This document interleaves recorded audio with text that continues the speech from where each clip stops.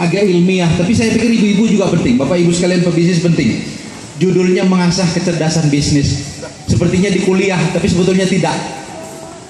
Nanti mudah-mudahan kita bisa tanya jawab. Ini acaranya juga ada di Smart FM. Jadi kalau ibu pernah dengerin radio kami, itu radio Smart FM Network di 95,9 FM. Radio bisnis talk. Jadi kalau ibu bapak lagi ngewarung atau lagi barangkali mungkin mengolah makanan dan lain-lain, boleh dengerin radio. Radio kita ada di 40 kota. Radio bisnis terbaik di Indonesia dan bekerja sama dengan beberapa televisi. Artinya kalau kita ketemu di sini, boleh suatu saat bapak ibu sekalian bisa berhubungan dengan saya, mungkin di radionya, di televisinya, bisa juga mungkin dengan network kita, yaitu melalui Facebook, kemudian melalui email, berkaitan dengan bisnis, khususnya bisnis kecil menengah. Dan kami juga di Apindo sekalian himpunan pengusaha mikro kecil Indonesia. Nah, supaya jangan terlalu lama, mungkin saya sampaikan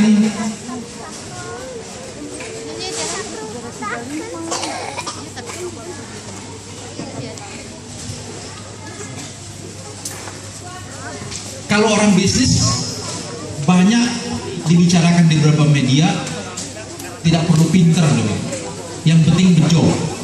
Tapi ada salahnya Pak, ada salahnya. Bejo itu kalau dalam bahasa Jawa katanya agak sedikit nekat, kemudian mungkin beruntung. Nah, menurut penelitiannya kecerdasan itu mutlak diperlukan.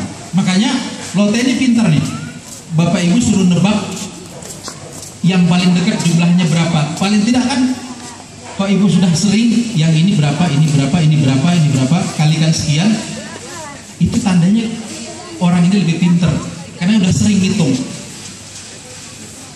Jadi kalau bapak ibu nanti yang menang, berarti udah teruji kepintarannya. Jadi kawin kan nggak bisa bejo, Bu. Ya kalau kita ngitung di bank mana bisa bejo, dibilang ya bejo aja, tapi harus bayar duit dong ke banknya, bagaimana pun harus bayar bunganya kan gitu. Ternyata kecerdasan itu adalah kemampuan kita untuk menggali ini.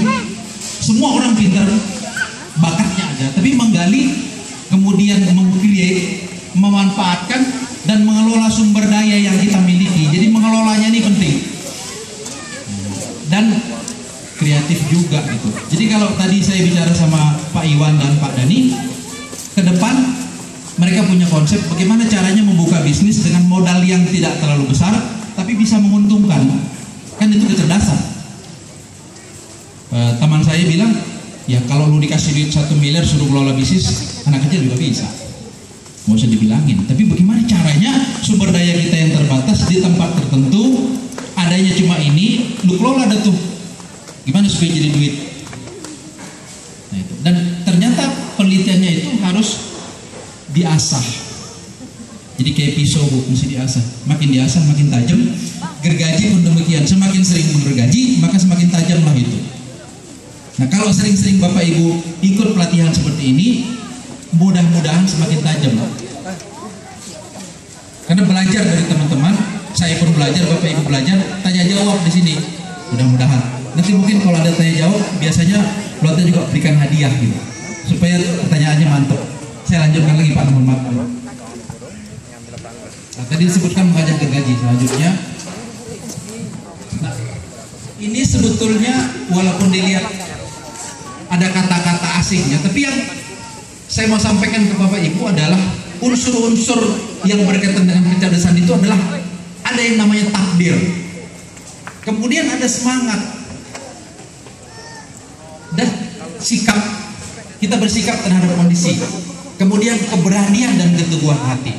Jadi ini penelitian kita, bagaimana caranya kita ditakdirkan lahir di Jakarta sebagai orang Jawa, tapi kan kita bisa lebih bersemangat, bisa bersikap terhadap takdir itu, kemudian berani dengan keteguhan hati melakukan aktivitas bisnis lebih dari yang lain supaya dia sukses. Jadi kalau di terakhir sedikit-sedikit nih, apa yang menjadi tujuan hidup sebagai fondasi awal mengembangkan kewirausahaan mendapatkan tujuan hidup yang jelas dan dengan semangat. Kemudian sikap ini adalah sikap mental membangun sebuah bisnis yang memiliki nilai tambah. Jadi bukan bisnis saja, Bu. Kalaupun warung ada nilai tambah. Kemarin saya dengan JTV di sebuah restoran namanya Hema. Hema itu kalau di sini ada Hema, dulu gerobak, Bu. Tahun kurang lebih tidak sampai 10 tahun itu gerobak di Bekasi, di Kemang Pratama. Betul-betulan gerobak, dan sekarang dia punya 7 cabang. Yang paling hebatnya adalah ini karena semangat, karena keberanian. Saya lanjutkan dulu Pak Dandi sekarang ini. Baru tindakan. Jadi penting tindakan kita. Kalau ada semangat, ada segala macamnya, tapi nggak bertindak susah. Nah, Hema itu sebuah restoran yang saya kagumi adalah dia dari dorongan. Yang terakhir, restoran tersebut ditawarkan ruangan di Kedubes Belanda. Bapak Ibu tahu, gratis. Listriknya pun nggak bayar, airnya nggak bayar sewa. Karena masakannya masakan Belanda. Nanti coba sekali-sekali Ibu makan di restoran ini. Ibu namanya ibu rumah tangga, waktu itu mungkin dia pikir yang penting saya berbisnis dulu, tapi ternyata bisa berkembang luar biasa. Dan beberapa kantor cabang Hemanya itu sudah dibawa ke Belanda.